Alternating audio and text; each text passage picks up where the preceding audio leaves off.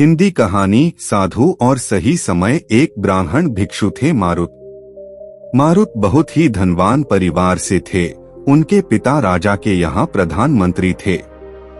मारुत जब युवा थे तो वह बहुत सुंदर थे, लेकिन जैसे ही उन्होंने जवानी की दहलीज में कदम रखा उनके मन में वैराग्य जाग गया और वो भगवान को खोजने गृहस्थ छोड़ दिया था। एक दिन मारुत आगरा की गलियों में 5 घर भिक्षा मांगने के लिए गुजर रहे थे। ठीक उसी समय आगरा की मशहूर नर्तकी रिची ने मारुत को देखा तो रिची उनकी सुंदरता को देखकर मोहित हो गई। रिची ने मारुत को पुकारा तो भिक्षा लेने के लिए मारुत वहीं पर ठहर गए। रिची ने मारुत से कहा, मैं आपको देखकर मोहित हो गई हूँ, भिक्षा छोड़िए, मैं तो आपको अपना सब कुछ देना चाहती हूँ। आप यहाँ वहाँ क्यों भटक रहे हैं? मेरे साथ मेरे घर में आइए। मारुत समझ गए कि इसकी दृष्टि अभी देह पर है। मारुत ने कहा, हे सुंदरी, मैं तुम्हारे पास जरूर आऊंगा, लेकिन वह समय अभी नहीं आया है। रिची ने कहा, लेकिन वो समय कब आएगा? मारुत बोले, इस प्रश्न का जवाब समय ही देगा कि वह समय कब आएगा। ऐसा बोलकर मारुत वहां से विदा हुए।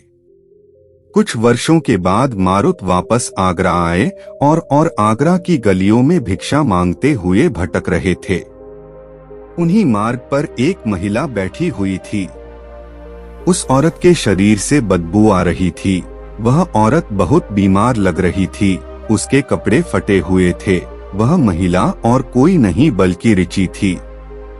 दुराचार की वजह से उसे भयंकर रोग हो गया था। अब उसके पास कुछ नहीं बचा था। उस मार्ग से मारुत भी गुजर रहे थे। तभी उन्होंने उस औरत को देखा और मारुत उस औरत को देखकर पहचान गए।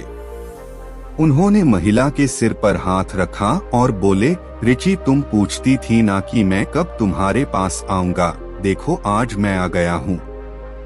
बीमार रिची ने मारुत से पूछा, आप कौन हैं? मारुत ने अपना परिचय दिया और रिची के शरीर के घाव को अपने गमछे से पोंछने लगे।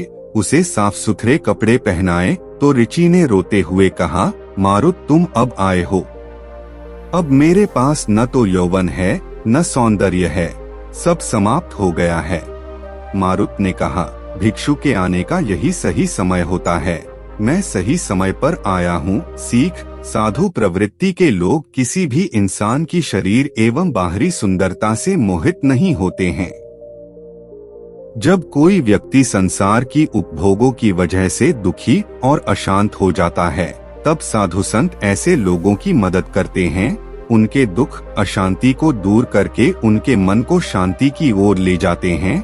यही प्राचीन हिंदू धर्म की साधुता एवं अच्छाई है।